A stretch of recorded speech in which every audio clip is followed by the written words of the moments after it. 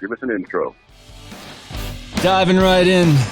Welcome back to another Two Joes podcast. Tonight, Mojo is out on assignment. Welcome, Mojo. Well, thank you, Joe. It's nice to be with you. Our inaugural remote podcast. Yeah, we can remote, dude. This Roadcaster thingamajobber I bought is really pretty cool. That is, yeah. I still have to order mine, man. I'm behind the gun on that one. I'll do that tomorrow. I promise. You don't have to promise me, man. You'll buy it when you're ready. It's all good. So, welcome to another Two Joes podcast. And tonight I'm in, this is Main Joe's studio, my man cave in my house. So I've got an audience full of pictures over the years as my audience tonight. Remote audience, that's right. I've been to Main Joe's studio once before, and it's a perfect little place to be creative and do podcasts and practice music, and it's an enviable spot, if you will. Yeah, I believe that first night we podcast from here, we compared it to Joe Rogan's hangar. Yeah. And you said there's no way his hangar could compare. You've got your drink resting on a Coleman cooler. That's right. Yep, I remember that well. Yep. And I remember how gracious you were to let me use the good headphones, and you had the Apple earbuds in or something. Yep, that's exactly right. Yeah. So, how's life treating you there, Mojo? What's on your mind? Well, let's see. Been a lot going on this week, even though it's only Tuesday. Yeah, I know. The NHL draft is on. What's on? The NHL draft is on. Oh, that's tonight already. That was supposed to be a joke. No, it's been on for a while. I was just trying to make a joke. They all don't fall very good. You're such a hockey snob, dude. Mm-hmm. That's your favorite thing in the world. It's a little hobby. It's just a little hobby. Mm-hmm. Well, hobby, you play every Thursday, dude. Oh, yeah, that's true, too. And you're my age. It helps keep me fit. Active man. And, so I'm on the road again. Usually about once a month, and this week I'm in the extraordinarily beautiful state of Tennessee. Mm-hmm. It's my second time here. Ah. And, just flew into Nashville and then drove out to a job site and just having a great time. The weather is not too hot, I'm glad to say. It's as humid as a sauna. Ooh, wow. But the temperature, it is humid. Having grown up in Minnesota, I have to say I don't miss the humidity. Yeah. Well, you had a lake every 120 yards, didn't you? Pretty much. Craziness. So speaking of Nashville, I don't believe we have done we have someone else in the Mojo Portable Studio in the studio tonight. We should introduce him. Oh, well, please. He doesn't have to say anything. I just want he doesn't have to talk or anything. I just want to let people know that we have a guest in your studio, your side of the studio over there, and he's from Nashville. Oh, yeah. No, he's not. Oh, he's not from Nashville, but he's currently working in Nashville, as are you. Yeah, and I just want to welcome, we're going to call him DroneJoe to the podcast. Welcome, DroneJoe. I'll have to work on that one a bit, apparently. No worries. Thank you guys for having me. Oh, great. He's on the mic. Nice job, Mojo. So he goes by DroneJoe because, I just met him for the first time this week, and he's in a similar industry to me. Mm-hmm. And he has started up his own business in the drone industry. And I just sat and peppered him with questions all morning, and there were so many things about drones that I had never thought of, regulations in place that now that they've been explained, they make sense.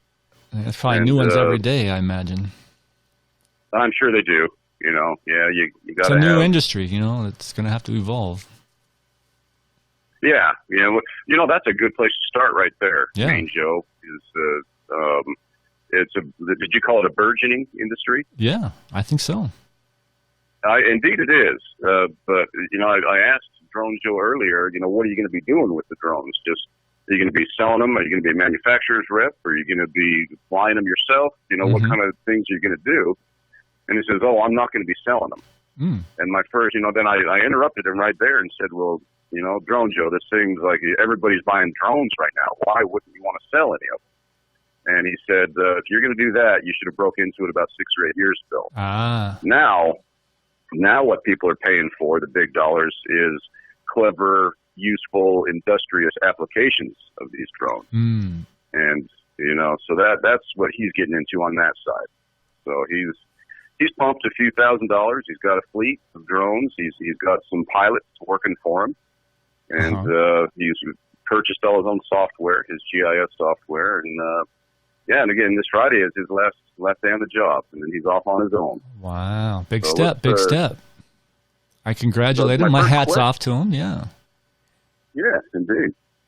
And I guess my first question then for DroneJoe is, again, explain why it is that the FAA, or if I got that acronym right, why is it that they demand if the drone's in the air, there has to be a pilot in control of it at all times? That is a very good question. The FAA demands that there's a pilot in the area at all times of flying the drone because we are supposed to maintain something called a visual line of sight, or as they acronym it, or VLOS. And so we must maintain a visual line of sight on the drone at all times. And that way, if we run into any technical difficulties with the drone, if it looks like it's going to crash, a motor might be going out, a battery might be defaulting, we have to be able to try to put in place our skills that we've learned from flying these particular drones to recover that aircraft or have it crash to where it does not cause bodily harm or any type of damage to nearby property. That sounds like a very big hurdle that Amazon's going to have to get over if they're ever going to want drones delivering packages. I hadn't even thought about that part. Yeah. I asked them a similar question, right along those lines is, this utility that we're working on this week, I thought, well, why couldn't they just get a fleet of 20 drones where 10 of them are constantly in the air surveying the service area and the other 10 are constantly being charged?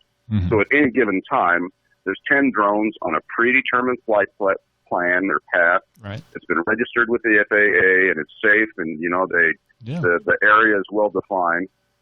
And he gave a very interesting answer to that question. If you would, DroneJoe. Yes. So currently, right now, the FAA has a partnership called with a group called the LANC, or LAANC. I'm not quite sure what the acronym means, but the LANC allows you to ask for permission to fly in certain areas in controlled or uncontrolled airspace that may be hazardous to other aircraft or individuals in the area. You have the ability to go in through applications like one's called AirMap that we use with our company right now. And we go ahead, and if we know that there's an area that we're going to be flying in any kind of controlled airspace that we can have unlocked through the LANC system, we will go ahead and apply for it through AirMap. Sometimes we can get that airspace unlocked within 20 minutes. Sometimes we have to wait up to 72 hours for permission. And then we are allowed to fly our drone in that area for a certain amount of time that we ask for. And then obviously the airspace becomes locked again. Wow.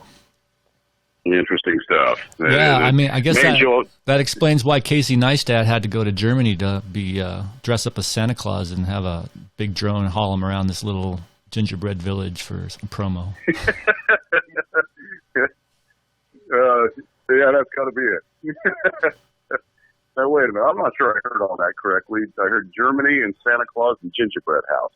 And drone carrying a dude around on a snowboard. He actually used the snowboard to keep himself from spinning like a top. I'm not sure what you're talking about, Joe. Well, he just got done with his long explanation about the airspace and how they can sometimes lock it down with this software through this organization, right? And I tried to make a joke, again, a joke that didn't land very well, about this dude named Casey Neistat, who they built a drone. He's big on drones. He's a video photographer, and he flies drones all over the place. He has a very popular blog on YouTube, a vlog, I guess. He pretty much created the vlog. He's got like 10 million subscribers. And so they built him a drone because he flies drones all the time, and he's always crashing them and always trying out the latest, greatest drones. And he's like a drone expert. They built a drone. Do you know this name? They built a drone big enough to pick him up off the ground about 20, 30 feet and fly him around. And this name again was Casey somebody? Casey Neistat. Do you know this name, DroneJoe?